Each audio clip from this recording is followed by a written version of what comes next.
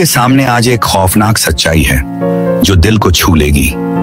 यह कहानी है प्रिया की आत्मा, मोहब्बत जो मौत बन गई, एक ऐसे प्रेम की जो मौत के बाद भी जिंदा रहा, एक ऐसा रहस्य जो कभी खत्म नहीं हुआ। जब अर्जुन की जीवन में अंधेरा छा गया, तब उसने प्रेमिका प्रिया की आत्मा का सामना किया। एक आत्मा जो न केवल उसे छोड़ने को तैयार नहीं थी, बल्कि उसे अपने साथ खींचने का प्रयास कर रही थी। क्या अरुण इस डरावनी स्थिति से बाहर निकल पाएगा? क्या प्रिया की आत्मा सचमुच उसे सता रही थी, या यह सिर्फ उसके दुख का परिणाम था? आइए जानते हैं इस दिल दहला देने वाली कहानी में। अगर आपको हमारी कहानियां पसंद हैं, तो चैनल को सब्सक्राइब करें और बेल आइकन दबाना न भूलें, ताकि आप कभी भी कोई खौफनाक कहानी मिस न करें। पहली नजर में सब कुछ सामान्य लग रहा था, बस एक और शांत शहर, एक और साधारण जीवन। लेकिन एक आदमी की त्रासदी की सतह के नीचे कुछ और भी भयावह हो रहा था। इसकी शुरुआत फुसफुसाहट से हुई। अजीब छायाएं, ठंडी हवाएं, एक ऐसी उपस्थिति जिसे समझाया नहीं जा सकता। और फिर प्यार कुछ अंधेरे, कुछ भयानक में बदल गया। इसके बाद जो हुआ वह एक ऐसा दुस्वप्न था जिसकी हम में से किसी ने कल्पना भी नहीं की थी। मेरा दोस्त, जिसे मैं नाम न बताने की खातिर अर्जुन कहूंगा, इस सब के केंद्र में था। एक होनहार, खुशमिजाज लड़का। वह हमेशा किसी भी सभा की जान होता था। लेकिन 2000 में दुखद घटनाओं की एक श्रृंखला ने हमारे जीवन को इस तरह बदल दिया जिसकी हम में से किसी ने कल्पना भी नहीं की थी। अक्टूबर 2000 की शुरुआत में मेरे लिए एक खास दिन था, मेरा जन्मदिन। मेरे घर पर दोस्त जश्न मनाने के लिए इकट्ठे हुए थे। हमने हंसे, शराब पी और अपने कॉलेज के दिनों को याद किया। लेकिन मैंने देखा कि अर्जुन दूर दूर तक दिखाई नहीं दे रहा था। आमतौर पर सबसे बातूनी वह चुपचाप एक कोने में बैठा अपना ड्रिंक पी रहा था। कुछ गड़बड़ थी। जैसे जैसे रात होती गई, मेरी जिज्ञासा मुझ पर हावी होती गई। सब ठीक है भाई? मैंने उसे एक और बियर थमाते हुए पूछा। उसने मेरी तरफ देखा और एक कमजोर मुस्कान दी। हाँ, बस कुछ बातें मेरे दिमाग में थीं। मैंने उस पर और जोर नहीं डाला, लेकिन मैं उसके भारीपन को महसूस कर सकता था। मुझे पता था कि उसने हाल ही में अपने जीवन के प्यार प्रिया से शादी की थी। वे सिर्फ 6 महीने साथ रहे थे, लेकिन ऐसा लग रहा था कि वे हमेशा से एक दूसरे को जानते थे। वे एक दूसरे से अविभाज्य थे, हमेशा पार्टियों और समारोहों में साथ रहते थे। लेकिन हाल ही में चीजें बदल गई थीं। मैंने प्रिया को काफी समय से नहीं देखा था और मैं उसके बारे में जानना भी नहीं चाहता था। पार्टी आधी रात के आसपास खत्म हुई और एक एक करके लोग चले गए। अर्जुन पीछे रह गया। उसने सिगरेट मांगी। कुछ असामान्य बात थी, क्योंकि उसने कभी सिगरेट नहीं पी थी। मैं चौंक गया, लेकिन फिर भी मैंने उसे एक सिगरेट दी। हम छत पर चुपचाप बैठे धूम्रपान कर रहे थे। रात की ठंडी हवा हमारे बीच महसूस किए गए तनाव के विपरीत थी। मैं इस भावना को दूर नहीं कर पा रहा था कि कुछ बहुत गड़बड़ है। लेकिन इससे पहले कि मैं फिर से पूछ पाता, अर्जुन जाने के लिए उठ खड़ा हुआ।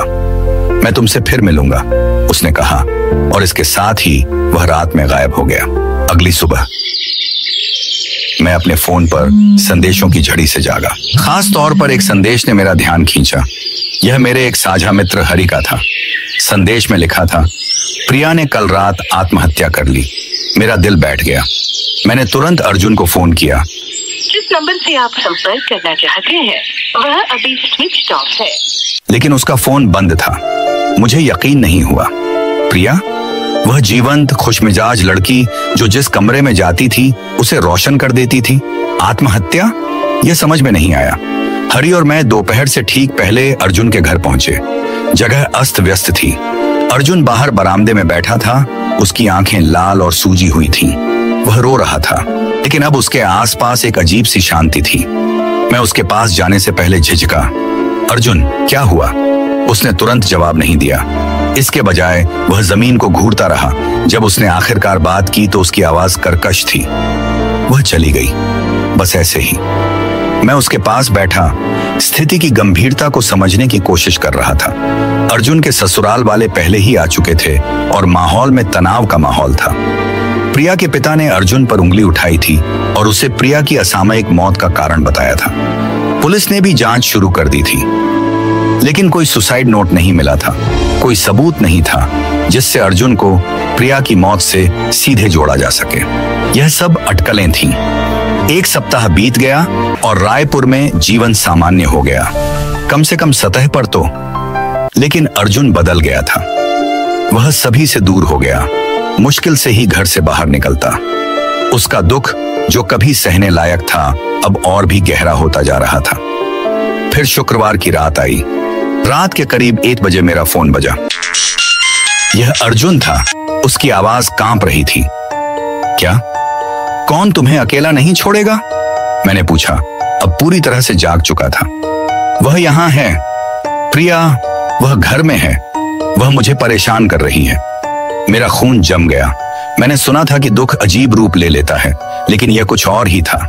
इससे पहले कि मैं कुछ और पूछ पाता, लाइन कट गई। मेरे अंदर घबराहट फैल गई।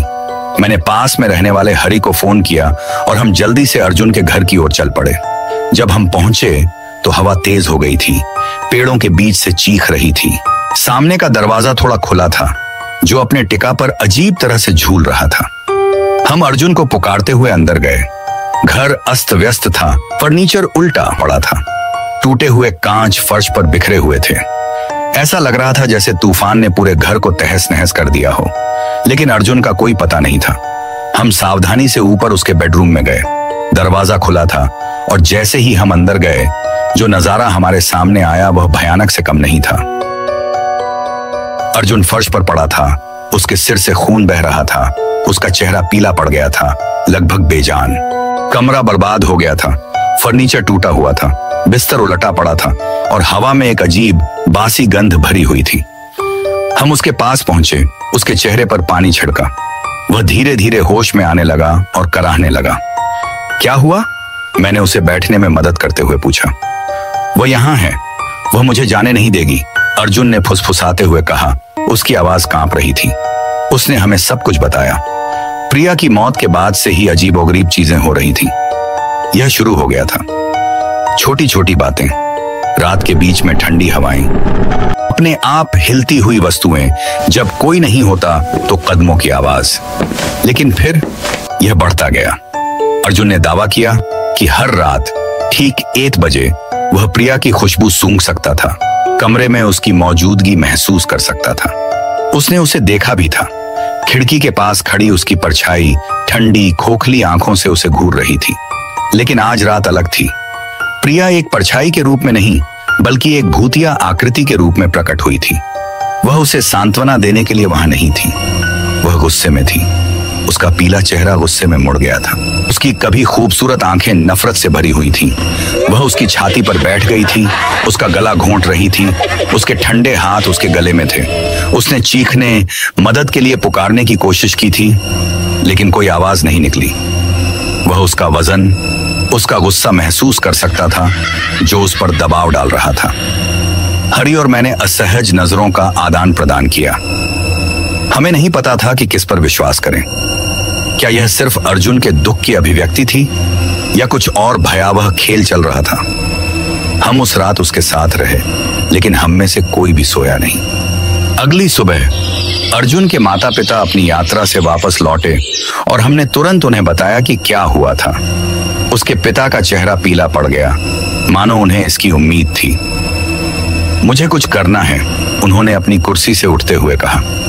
वे अपने अध्ययन कक्ष में गए और एक छोटा जटिल नक्काशीदार लकड़ी का बक्सा लेकर लौटे। यह पुराना लग रहा था, जिस पर अजीबोगरीब चिन्ह अंकित थे, जो रहस्य की आभा बिखेर रहे थे।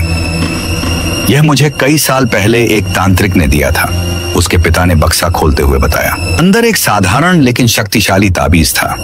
रुद्राक्ष की माला और धातु से बना एक पेंडेंट के साथ एक पतली चांदी की चेन। मैंने कभी नहीं सोचा था कि हमें इसकी जरूरत पड़ेगी, लेकिन जो कुछ हो रहा है उसे देखते हुए अब समय आ गया है कि अर्जुन इसे पहने। इस ताबीज को एक प्रसिद्ध तांत्रिक ने आशीर्वाद दिया था, जिसने एक बार परिवार को इसी तरह की आध्यात्मिक गड़बड़ी से बचाया था। ताबीज विशेष रूप से दुष्ट आत्माओं को दूर भगाने के लिए बनाया गया था।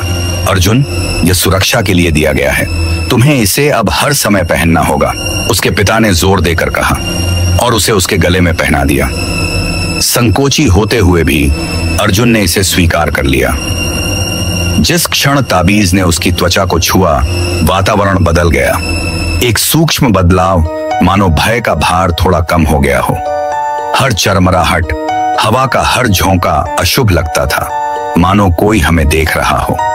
रात के लगभग 1 बजे कमरे का तापमान अचानक गिर गया।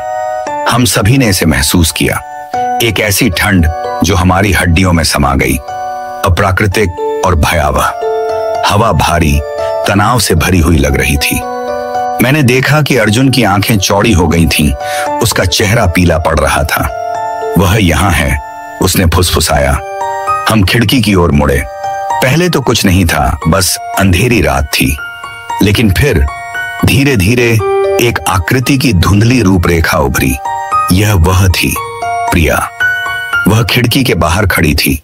उसका चेहरा कांच से सटा हुआ था। उसकी खोखली आंखें सीधे हमें देख रही थीं। हम डर से जम गए थे। अर्जुन ने अपने गले में पहने हुए सुरक्षात्मक ताबीज को पकड़ते हुए जोर से सांस लेना शुरू कर दिया। खिड़की पर खड़ी आकृति ने धीरे से अपना हाथ उठाया और सीधे उसकी ओर इशारा किया। बाहर हवा जोर से चल रही थी। उसकी आवाज में एक हल्की फुसफुसाहट थी, शोकाकुल, क्रोधित और सर्द। और फिर जैसे ही वह अचानक प्रकट हुई, वह चली गई। अगली सुबह हमने अर्जुन के पिता को फोन पर सब कुछ बताया, जो किसी काम से अपने गांव गए हुए थे। वह चिंतित थे, लेकिन पूरी तरह से हैरान नहीं थे।